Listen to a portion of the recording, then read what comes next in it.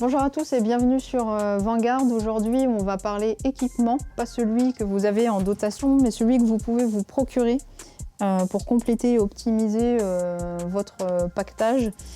On va faire une revue sur les meilleures marques, où les acheter et surtout voir les équipements qui valent vraiment le prix. On profite de la présence de Sam qui va nous aider à y voir un peu plus clair dans tous ces équipements. On peut commencer par les protections auditives, parce que on commence par le haut. Oui, on va commencer par tout ce qui est protection auditive, qu'on soit professionnel ou qu'on soit tireur sportif. Là, sur la table, vous avez deux exemples assez basiques. Il y a le Peltor Sportac, qui est un casque plus tir sportif, avec augmentation des bruits environnants, réduction des bruits lors des tirs. On est sur un appareil qui est aux alentours des 100 €, qu'on peut acheter facilement ou sur des sites spécialisés, ou même par exemple sur Amazon, où il est en vente avec des promotions régulièrement.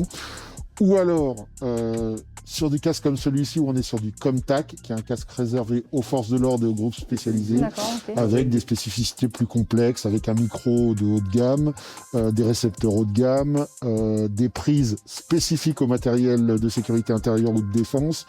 Et on est sur des casques qui sont aux alentours, au-delà des 600 €. Donc on est vraiment sur du casque réservé aux forces de l'ordre. Alors, une fois qu'on a acheté son casque, qu'est-ce qu'on peut rajouter ?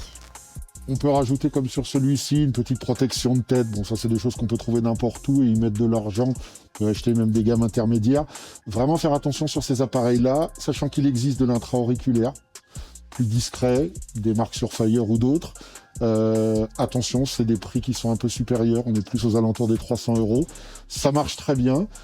Certaines personnes utilisent même des combos, c'est-à-dire des systèmes intra-auriculaires plus les casques anti-bruit. C'est fonction de la sensibilité des oreilles, des choix de chacun. Ce que je conseille, c'est d'aller dans des boutiques spécialisées. Il y en a beaucoup sur la place aujourd'hui. Il y a des gens comme Terang Milspec, il y a des gens comme Tactical Équipement. On peut aller voir ces boutiques. Il y a des professionnels qui vous conseilleront. Ils vous conseilleront le meilleur appareil en fonction de l'utilité que vous voulez en faire. C'est l'idéal. Plutôt que d'acheter et de faire une bêtise. Et comme pour tout le matériel qu'on pourra toujours présenter aux gens, c'est ce que je conseille en priorité. N'achetez pas sur des sites type AliExpress ou autres. Des sites chinois. Vous avez 9 chances sur 10 d'avoir des contrefaçons. Il n'y aura pas de garantie derrière, il n'y aura pas de suivi du matériel. Et c'est du matériel qui protège vos oreilles, votre audition. On est sur des trucs sensibles.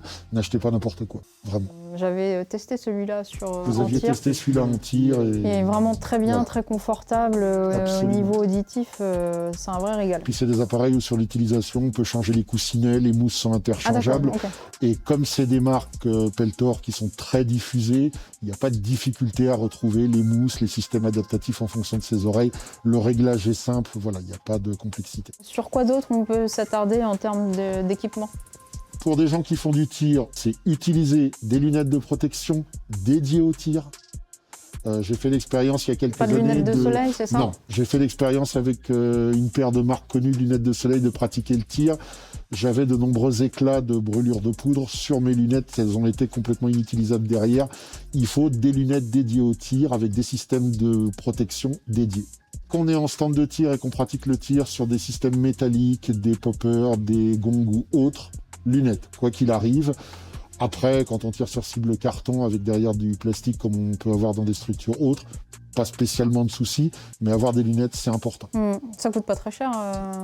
Sur des modèles comme ça, on peut monter jusqu'à 250-300 €. Sur des versions basiques de chez Bollé, on peut tourner aux alentours des 30 €. Donc non, on a toutes les gammes avec de très bonne sécurité. Bon, de toute façon, c'est obligatoire, les lunettes en C'est obligatoire tir, dès qu'on pratique le tir sur des cibles métalliques ou autres. Ensuite, je vois le... Je vous ai mis un petit holster qui est sur une configuration assez simple. Là, on est sur un holster Inside Ankidex. Alors, pour expliquer aux gens qui nous regardent, l'Inside. Alors, l'Inside est un port d'armes discret, réservé principalement aux forces de l'ordre, d'ailleurs exclusivement même aux forces de l'ordre, parce qu'un civil n'a pas à porter une arme de façon discrète.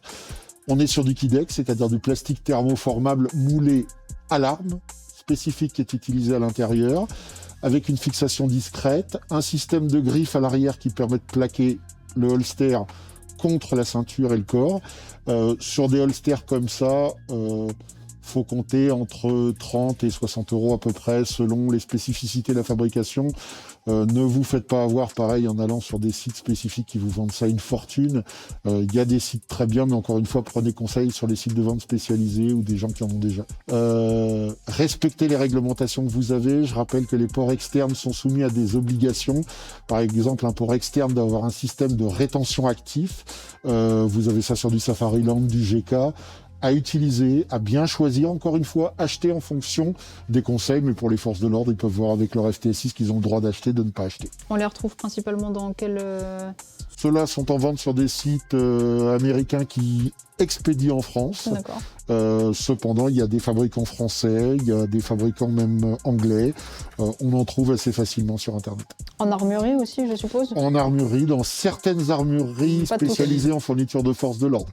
Dans ce cas-là, orientez-vous plus sur des gens comme Tactical Equipment ou Thermilspec, sur des sociétés qui vendent vraiment du matériel de défense. D'ailleurs, le reste des appareils mis sur la table sont entre parenthèses plus réservés à du force de l'ordre, à l'exception peut-être des chaussures, parce que les chaussures, bon, qu'on soit dans le privé, qu'on soit dans l'utilisation, pour le coup, je ne critiquerai pas certaines marques dont j'ai vu récemment certaines failles. Par exemple, l'adhérence au sol. Là, on est sur des chaussures. Là, on est sur des chaussures Oakley. C'est un certain budget. C'est des chaussures qui valent très cher. Elles ont une excellente adhérence. Elles ont une excellente durée de vie. C'est vraiment des chaussures où on sent que la section militaire de chez Oakley a fait un travail. Aujourd'hui, il y a de nombreuses marques. Il y a Lowa, X. Il y a de nombreuses marques. Vérifiez toujours en fonction de l'utilité que vous allez en faire, que la semelle ne dérape pas, que ce soit vraiment une semelle adaptée. Ça, encore une fois, ça va être vraiment à l'individuel, sur une prise de conseil auprès du professionnel qui les vend. On les retrouve partout sur Internet, sur les sites dédiés et chez les vendeurs professionnels. J'imagine aussi qu'il y a des paires aussi pour l'hiver, l'été. Il y a des paires plus adaptées au froid, plus adaptées à l'hiver. En général, elles sont assez multi-rôles. Alors, et ensuite, casque. Ensuite, on est quand même plus sur du vraiment spécifique. Ouais. Là, on est sur un casque balistique de protection. C'est quelque chose qu'on met vraiment à titre d'exemple. C'est réservé aux forces de l'ordre. Certains souhaitent s'équiper avec un matériel moins, entre parenthèses, de dotation, plus un matériel personnel. Dans ce cas-là, je pense que les gens qui sont intéressés par ce genre de produit, ça va être la même chose avec le gilet porte-plaque. Quoi qu'il en soit, ces matériels-là, à partir du moment où ils viennent en complément de dotation ou qu'ils viennent compléter un équipement, je pense que ce soit force de l'ordre ou autre, déjà... Il fait combien de kilos celui-ci? On est à peu près sur 2 kilos devant, 2 kilos derrière, donc 4 kilos, mais le gilet ne pèse rien, donc oui, 4 kilos dans l'ensemble. D'accord. Sur de la plaque intérieure ergonomique, toujours bien vérifier les systèmes d'attache rapide, que les découpes sont faites au laser. Bon, là, il est légèrement customisé avec les porte-chargeurs à l'avant, mais un gilet se configure en fonction de l'utilisation qu'on en fait. Alourdissez-le au minimum, mettez vraiment le matériel nécessaire dessus. Voilà, vous partez pour une opération dans Call of Duty, il n'y a pas besoin de mettre 200 trucs dessus quand vous êtes force de l'ordre. Vraiment du basique, de l'équipement standard. Faut pas oublier que la vocation de ce type de gilet est d'être léger, rapide pour évoluer très vite en situation de combat. Donc effectivement, non, ne l'alourdissez pas pour rien. Là, je vais appuyer encore plus sur le sujet. N'achetez pas des plaques que vous trouverez avec des accréditations ou des agrémentations étrangères sur des sites comme AliExpress. Vous avez une plaque qui protège votre vie. AliExpress vend des plaques. Vous trouvez des plaques parce que sur la réglementation, tout ce qui est plaques de type jusqu'à 3 et 3+, sont en vente libre avec un end-user en justifiant de l'utilisation.